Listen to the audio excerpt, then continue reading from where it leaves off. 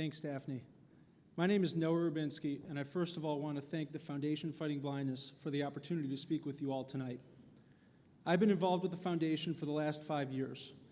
To be totally honest, I don't remember exactly how I got started with the Foundation, but I remember first meeting with Maria Costa at a small format meeting and learning of the great work she and the Foundation were doing to find cures for retinal degenerative diseases. The Foundation's mission resonated deeply with me as soon as I was introduced to it. I come from a family that has unfortunately been plagued by retinitis pigmentosa, an awful degenerating disease that wears down its victims' peripheral vision and night vision, usually leading to full-on blindness. My dad, grandfather, cousins, and other family members are and have been affected by RP. Getting involved in a foundation that funds more than $25 million per year in research grants to find cures for the diseases that affect my family made perfect sense. While it was the Foundation's purpose and financial horsepower that initially impressed me and got me in the door, what's kept me around and increasingly more actively involved has been my deeper exposure to the Foundation's exceptional people, FFB's staff, researchers, and volunteers. Everyone I have met shares steadfastness in their belief that our researchers are narrowing in on the cures many of us in this room are so looking forward to.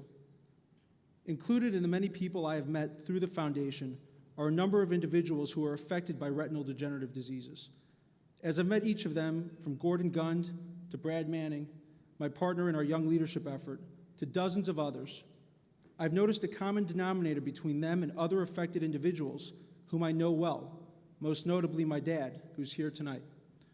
These are all successful and accomplished individuals who have been able to excel as individuals, not allowing the retinal degenerative diseases to make them victims, but rather persevering and continuing on as the impressive people they are, independent of their visual impairments. Unfortunately, though, the broader populace affected by retinal degenerative diseases doesn't seem to be as successful as those whom I know personally. Speaking only in terms of dollars and not taking into consideration in any way the countless qualitative, intangible, and emotional considerations that accompany retinal degenerative diseases, the average visually impaired person out there is at a significant disadvantage. On average, an unemployed visually impaired person makes $10,000 less per year than his or her colleagues with, quote, normal vision. And that's if they're fortunate to be employed. More than 70% of those who are visually impaired and of employment age are in fact unemployed. Again, that's only money. It doesn't even begin to describe the various emotional difficulties and complications that visually impaired people have to deal with. So what are we going to do about it? What are we going to do to level the playing field and cure retinal degenerative diseases and hopefully restore vision in those who have lost it? Well, I'm happy you all asked. The Foundation is doing yeoman's work to find cures to retinal degenerative diseases, and it's got a winning team on the field to get us there. Between the researchers and the staff, from whom I have seen and heard presentations, backed up by compelling research and now increasingly more results, we are only years away from truly finding cures. What the Foundation needs from us, and fortunately for FFB, what each of us in this room can do, is raise awareness and raise money. Brad and I are working hard to establish a young professionals division within FFB to raise awareness amongst our peers and hopefully cultivate the next generation of FFB supporters, a number of whom are with us tonight and are amongst our first cohort of young professionals. But at the end of the day, we all know it comes down to funds.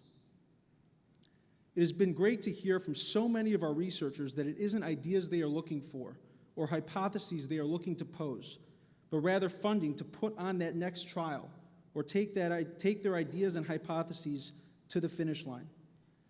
As most any private equity guy is going to tell you, and I guess I'm no different, put together the right team of people in a business that shows a lot of promise with a near-term return on investment, and raising money to fund that investment will be the easy part. Everyone wants the opportunity to make an investment with a high return and one that's pretty much a sure bet. This investment couldn't be more of a sure bet and couldn't be easier to make. I appreciate all that each of you have done to date for the foundation, and I very much sincerely look forward to our continued partnership to find the cures that we are all hoping for. Thank you.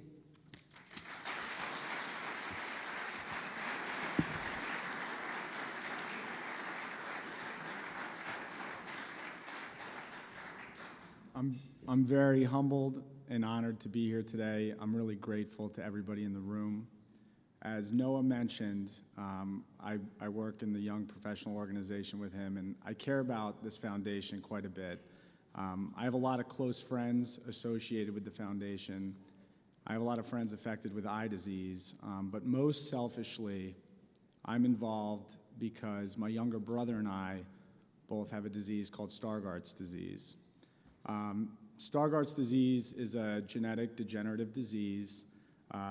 Your eye has a problem converting vitamin A, and over time it destroys your central vision. Now, I've been pretty lucky. I'm fortunate because my central vision has held up pretty well. I don't think about the challenges a lot, but one that is notable, at least to the moment, is that I'm not able to read a speech. Others might include recognizing faces and reading restaurant menus, which isn't a problem tonight. And there's no cure for Stargardt's at the moment, but if there is a cure, it'll almost definitely come through the support of the foundation. The foundation's cause is very noble. A lot of people can empathize with what it's like to not be able to see well. But I think it's also very important to look at the strength of the organization. They have a 42-year legacy of finding incredible short-term and long-term opportunities. For example, with Stargardt's, they're working on a couple interesting things. Oxford Biomedica is developing gene therapies. There's scientists developing stem cell treatments to implant new cells into the back of the eye. And they're also working on a natural history study that evaluates the condition over time. That'll be helpful for finding patients for clinical trials. It'll be helpful for determining the outcomes of those trials. I'm a major stakeholder in a lot of those projects and a major stakeholder in the foundation as a whole. And I couldn't be more thrilled with the work I've seen them do. And I think that's in large part because of the team and the people around it. You talk to anyone on the executive board, you talk to the administrators, the staffers, the scientists, the volunteers, or the people in this room who dedicate their time and resources to the cause, and you understand what a tremendous organization this is. We're on the verge of some very exciting science. I know you all have envelopes on your tables. You have an ability to donate tonight on top of what you already have, which is obviously incredibly appreciated.